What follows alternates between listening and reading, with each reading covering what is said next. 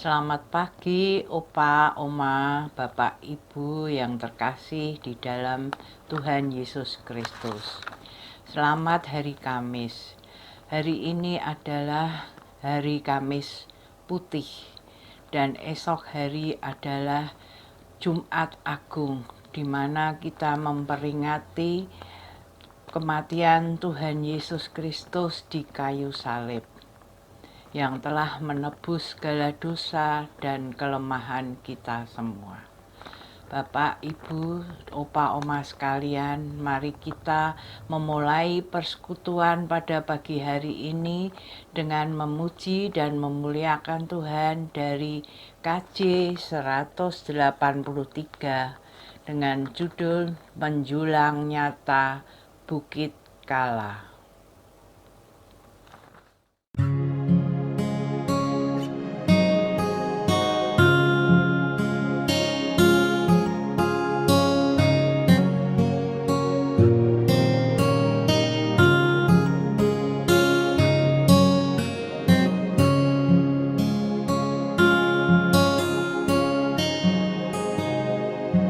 Menjulang nyata atas bukit Kala, terang benderang salib-Mu Tuhanku.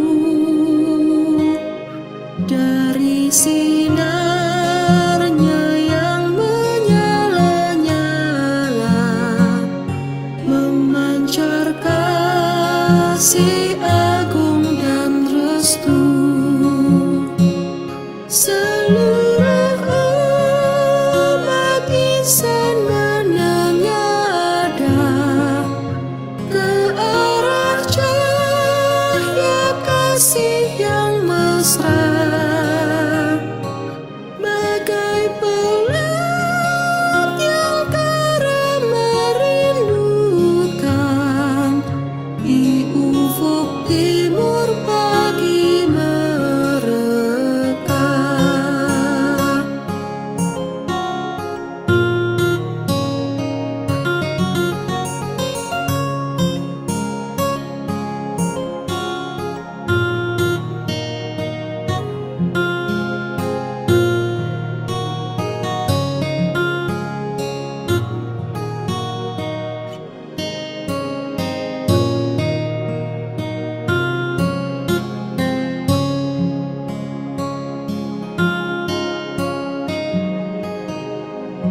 Salib-Mu Kristus, tanda pengasihan, mengangkat hati yang remuk radang, membuat dosa yang tak terperikan di lubuk cinta Tuhan terbenam.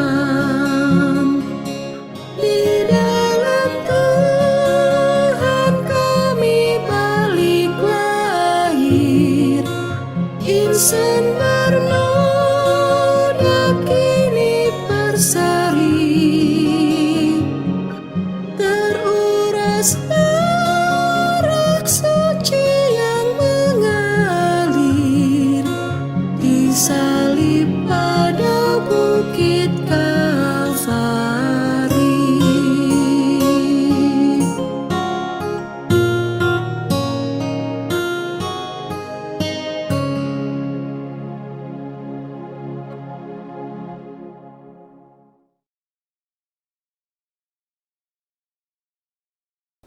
Mari kita berdoa.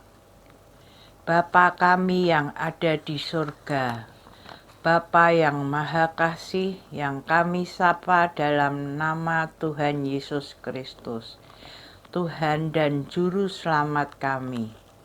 Bapa, kami bersyukur atas segala pemeliharaan, penyertaan, dan berkat anugerah-Mu sepanjang hidup kami, sehingga saat ini kami boleh bersekutu dalam persekutuan usia indah ini. Terima kasih Bapa Mohon Roh Kudus membuka hati dan pikiran kami untuk menerima firman-Mu. Pakai dan urapi juga hamba-Mu Pendeta Mulyadi yang akan menyampaikan firman-Mu. Terpujilah Bapa, Putra, dan Roh Kudus. Dalam nama Tuhan Yesus Kristus, kami berdoa dan mengucap syukur. Amin.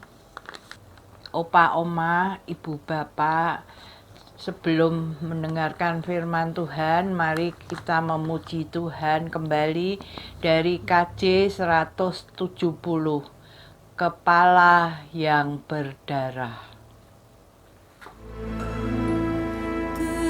Kepala yang berdarah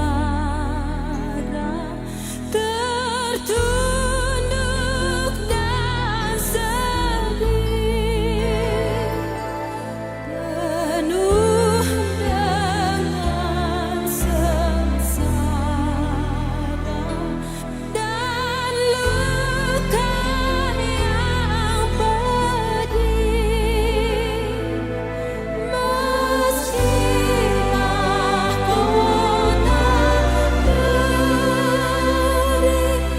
menghina harta-Mu,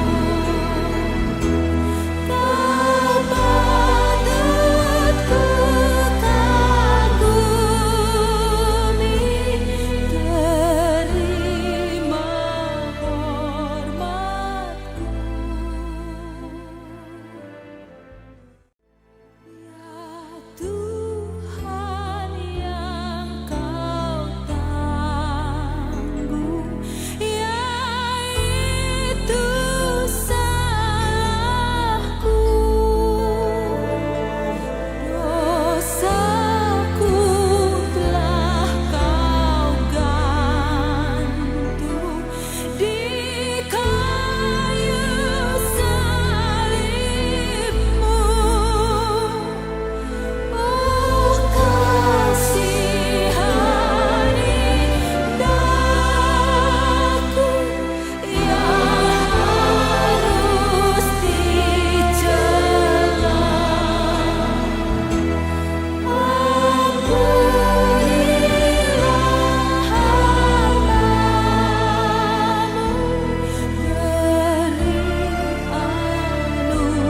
beri anugerah.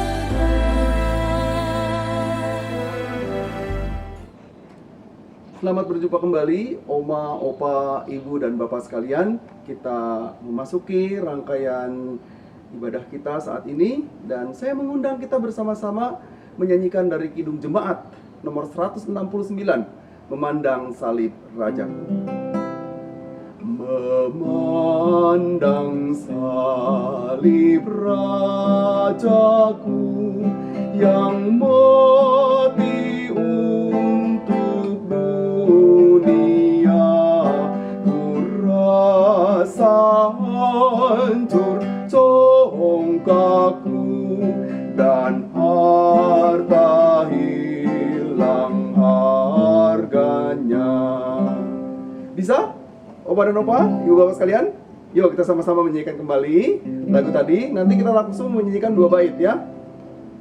Memandang salib Rajaku yang mati untuk dunia, ku rasa hancur congkakku dan harta hilang harganya.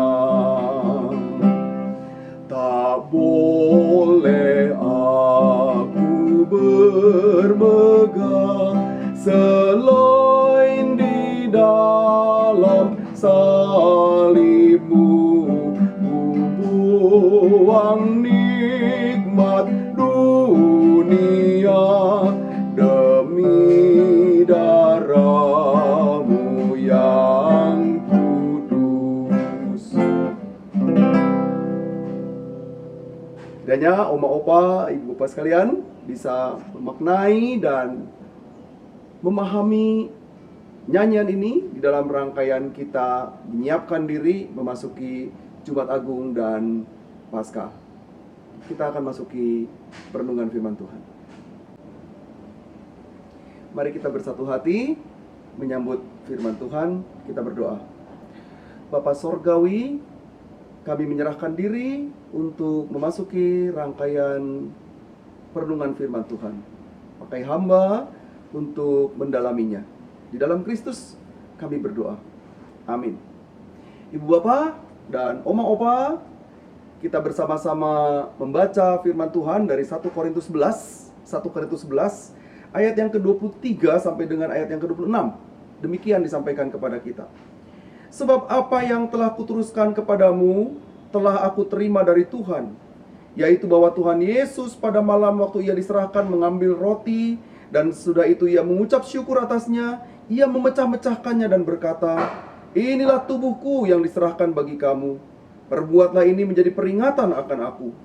Demikian juga ia mengambil cawan sudah makan lalu berkata, "Cawan ini adalah perjanjian baru yang dimeteraikan oleh darahku. Perbuatlah ini setiap kali kamu meminumnya menjadi peringatan akan aku. Sebab setiap kali kamu makan roti dan minum cawan ini, kamu memberitakan kematian Tuhan sampai ia datang." Demikian bacaan Alkitab kita. Yang berbahagia ialah kita semua yang mendengarkan firman Tuhan dan memelihara dalam hidup kita sehari-hari. Ibu, Bapak, Oma dan Opa yang dikasihi Tuhan Yesus Kristus, kita bersama-sama saat ini mau menggumuli sebuah pokok bahasan dalam terang tema memberitakan atau menyampaikan atau menyuarakan pengorbanan Kristus. Nah, setiap kali kita memasuki sakramen perjamuan kudus, kita disapa oleh ayat ini, yaitu ketika disampaikan di dalam teks Alkitab, "Sebab setiap kali kamu makan roti ini dan minum cawan ini, kamu memberitakan kematian Tuhan sampai ia datang." Dan pada bagian yang sebelumnya diungkapkan, "Cawan ini adalah perjanjian baru yang dimeteraikan oleh darahku. Perbuatlah ini setiap kali kamu minumnya menjadi peringatan akan aku." Demikian juga dengan roti. Nah, lalu apa yang mau kita dalami dan maknai setiap kali kita memasuki sakramen perjamuan kudus dengan ayat ini? Sebenarnya tentu saja ayat ini tidak dimaksudkan hanya pada titik sakramen perjamuan kudus, tetapi lebih kepada sebuah peringatan pada makna atau nilai karya Kristus yang dinyatakan di dalam kehidupan kita, yang di dalamnya kita diminta untuk terus-menerus mengingat bahwa Kristus telah berkorban, Kristus telah menyerahkan diri, Kristus telah memberikan segala sesuatunya untuk kita. Besok kita akan melaksanakan ibadah Jumat Agung dan setelah itu Paskah. Dan di dalam rangkaian Jumat Agung dan Paskah itu, kita bersama-sama diajak untuk mengingat karya Kristus yang besar itu, yang di dalamnya tentu saja ibu, bapak, dan oma juga opa diajak untuk merenungkan pada karya Kristus yang besar, karya Kristus yang dinyatakan untuk kita yang rela menempuh sebuah perjalanan berat. Ada seorang yang teolog ya dari Jepang, dan ini menginspirasi saya terus-menerus. Namanya Kazuo Kitamori. Berulang-ulang saya memaknai. Ia mengatakan pada sebuah istilah dalam bahasa Jepang, tsurasa, yaitu kenyerian. Saya tidak menyebut dengan istilah sengsara, tapi menyebut dengan istilah nyeri. Kenapa nyeri? Nyeri itu luar biasa sekali, menembus seluruh kehidupan. Bahkan dalam batin pun ia nyeri. Kenyerian Kristus itu dihadirkan atau dilakukan semata-mata karena cinta yang besar, karena karya yang besar, karena kerinduan yang besar yang dihadirkan oleh Kristus itu, supaya orang-orang diangkat dan diselamatkan, ditebus. Dan itu katanya, teolog ini mengatakan, itu adalah hakikatnya, esensi dari kehadiran Kristus dalam kenyeriannya. Apakah dengan demikian ia mau mengatakan semua orang harus menderita? Tentu tidak. Justru di dalam karya peristiwa penderitaan Kristus itu, Ia mau menggantikan segalanya. Ia mau membebaskan segalanya. Ia mau menembus segala sesuatu supaya orang-orang yang ada di dalam lingkungan dan kehidupan Kristus itu menikmati karya agung dari karya keselamatan itu. Nah, ini menjadi sesuatu yang berharga. Dan karena itu ketika ia mengatakan, inilah tubuhku yang diserahkan bagi kamu, perbuatlah ini menjadi peringatan akan aku. Cawan ini adalah perjanjian baru yang dimeteraikan oleh darahku. Perbuatlah ini setiap kali kamu meminumnya menjadi peringatan akan aku. Apa itu makna peringatan akan aku? Apa itu ketika dikatakan perbuatlah ini menjadi peringatan akan aku? Panggilan besarnya adalah supaya di dalam seluruh hidup kita, kita mengingat di situ Kristus hadir. Itu sebabnya seluruh rangkaian kehidupan kita mesti menampakkan karya Kristus itu. Seluruh kehidupan kita mesti menghasilkan buah dari refleksi kita atas kehadiran Kristus itu. Nah, pertanyaannya, tentu kita akan bertanya, bagaimana caranya? Ini sesuatu yang lebih mendasar dalam hidup kita. Cara, kalau dikatakan cara, tentu setiap orang punya cara untuk menyuarakan karya Kristus. Tapi paling tidak kita melakukan tindakan baik. Paling tidak kita melakukan tindakan yang benar. Paling tidak kita melakukan tindakan-tindakan yang berkenan di hadapan Allah. Satu, mewujudkan kasih kepada banyak orang. Bersedia untuk berbagi. Misalnya, di tengah situasi yang sulit seperti sekarang ini, di masa pandemi, ibu, bapak, oma, dan opa bersedia berbagi makanan dengan orang-orang yang membutuhkan. Beberapa kali kita di KI Muara Karang berbagi sembako kepada penyapu jalan, kepada orang-orang di sekitar yang membutuhkan, pada para pemungut sampah. Itu adalah bagian dari proses karya cinta Tuhan yang dihadirkan, yang disuarakan, yang diberitakan bahwa pengorbanan Kristus itu menunjukkan kepedulian kepada mereka. Yang lain, kesediaan untuk mengampuni orang. Itu salah satu cara menyuarakan pengorbanan Kristus. Sebab apa? Ketika disalib, Yesus juga bersuara demikian, "Ya Bapa, ampunilah mereka, karena mereka tidak tahu apa yang mereka lakukan, karena mereka tidak mengerti apa yang mereka kerjakan." Kata mengampuni dan pengampunan itu punya makna besar di dalam konteks kita, yaitu karena mereka diajar, dan kita semua diajar oleh Kristus untuk sungguh-sungguh bersedia mengampuni. Nah, paling tidak dua hal ini yang mesti kita suarakan dan kita nyatakan, sehingga kita sedang memberitakan karya Kristus di dalam kehidupan kita. Berita yang besar ini harus terasa benar. Berita yang besar ini harus betul-betul mewujud di dalam kehidupan kita, dan orang-orang yang menyaksikannya, mereka juga merasakan bahwa benarlah Kristus itu hadir di dalam kehidupan umatnya, di dalam kehidupan anak-anaknya, di dalam kehidupan ibu, bapak, oma, dan opa, dan tentu saja dalam kehidupan saya yang juga harus menyuarakan karya Kristus itu. Nah, saat ini di tengah-tengah perjalanan kita memasuki Kamis Putih yang akan nanti kita rayakan malam nanti dalam sebuah ibadah, demikian pula besok kita merayakan Jumat Agung dan juga Paskah, termasuk di dalamnya Sabtu Sunyi. Kita diajak untuk bukan hanya sekadar masuk di dalam perayaan-perayaan itu, tetapi yang lebih dalam dari itu, kita diminta untuk menyuarakan karya Kristus, menyuarakan pengorbanannya melalui tindakan-tindakan konkret hidup kita. Seperti yang tadi sudah saya sampaikan, melalui mengasihi orang dengan berbagi, dengan cara kita mengampuni kesalahan orang, lalu termasuk di dalamnya dengan kesediaan kita menekuni hidup di dalam anugerah Tuhan, bersedia bersaat teduh, berdoa bersama keluarga, mendoakan orang-orang yang bergumul dalam kesehariannya, termasuk di dalamnya orang-orang yang masih harus bergumul dengan COVID sekarang ini. Mendoakan banyak orang dalam kehidupan kita, bahkan bersedia membawa dalam doa kita untuk orang-orang yang menyakiti kita. Mengampuni mereka adalah tindakan untuk menyuarakan karya Kristus itu. Oma dan opa yang dikasihi Kristus, demikian juga ibu dan bapak sekalian, kita bersama-sama bersyukur di tengah-tengah perjalanan kita diberikan Kristus yang rela untuk menyatakan karyanya. Tadi saya mengajak kita menyanyi sebuah lagu, Memandang Salib Rajaku. Salib Kristus yang bukan hanya dilihat saja, tetapi salib Kristus itu yang dihadirkan di dalam kehidupan kita.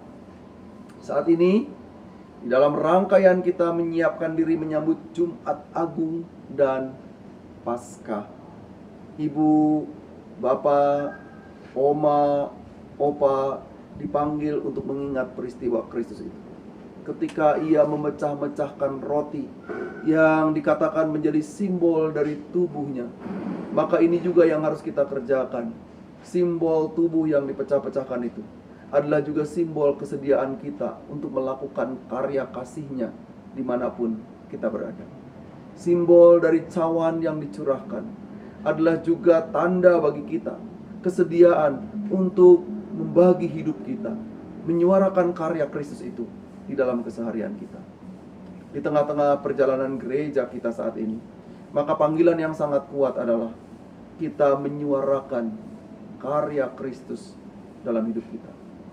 Hidup kita menjadi hidup yang terus-menerus dirasakan oleh banyak orang, sehingga kehadiran kita memberi makna. Jangan sampai kita menjadi orang-orang yang justru membicarakan hal-hal yang buruk tentang orang lain. Tetapi setiap kata yang keluar dari mulut kita, biarlah itu menjadi kata yang memberdayakan, kata yang menguatkan, kata yang membangun, kata yang membuat orang-orang betul-betul merasakan buah dari kehidupan bersama Kristus. Ibu, bapak, oma, opa yang dikasihi Tuhan Yesus Kristus, mari kita bersama-sama mengabarkan, menyuarakan, memberitakan pengorbanan Kristus itu di dalam keseharian kita. Dan kita mulai dari rumah. Ada anak, ada menantu, ada cucu, ada suami, ada istri, dan mungkin sebagian dari kita masih ada orang tua yang di dalamnya mereka menunggu dan menantikan tanda cinta, tanda kasih, karya kasih dari kita semua. Supaya melalui karya kasih ini, Kristus disuarakan, pengorbanan Kristus dinyatakan, karya Kristus dihadirkan. Kiranya Tuhan menolong kita dan kita bersama-sama terpanggil untuk terus-menerus mengabarkan dan menjadi teladan dari hidup kita, sehingga karya Kristus dihadirkan dan disuarakan. Tuhan memberkati kita semua. Amin. Kita bersatu hati berdoa syafaat untuk kehidupan kita dan kita mengakhiri persekutuan kita. Ya Allah, kami bersyukur untuk kesempatan yang baik ini. Terima kasih atas sapaan firman Tuhan. Dan perkenankan kami menaikkan syafaat kami untuk gereja milik-Mu di tengah-tengah berbagai pergumulan kami, untuk pembangunan gedung gereja, untuk rangkaian perjalanan pelayanan majelis jemaat bersama dengan badan pelayanan, ke dalam tangan Tuhan kami sandarkan. Kami juga berdoa untuk saudara-saudari kami yang bergumul karena kondisi kesehatan mereka yang lemah. Tiada henti-hentinya kami berdoa untuk Oma Lili Murni, untuk Oma Susi, kami berdoa untuk Oma Evi, berdoa untuk Bapak Umar Tono, berdoa untuk Opa John Setsine, berdoa untuk Ibu Linda Sumantri, berdoa untuk banyak sekali rekan dan sahabat kami yang berada dalam pergumulan. Tuhan menopang. Kami juga berdoa untuk ungkapan syukur yang dirasakan karena hari jadi bagi Ibu Suwarti Lukmono, bagi Oma Yanti, bagi Oma Heni. Ya Tuhan, ke dalam tangan Tuhan mereka semua, kiranya Tuhan berkati di dalam hari jadi mereka. Kini kami persembahkan seluruh hidup kami, anugerah Tuhan menyertai. Terima kasih ya Allah, dan biarlah kami boleh kembali di dalam anugerah Allah dengan menyambut berkat Tuhan. Kiranya anugerah Tuhan Yesus Kristus, kasih Allah Bapa dan persekutuan Roh Kudus menyertai hidup kami sekalian dari sekarang ini sampai selama-lamanya. Amin. Bapa, terima kasih. Bapa, terima kasih. Bapa di dalam surga, ku berterima kasih. Amin. Tuhan memberkati. Sampai bertemu pada waktu mendatang.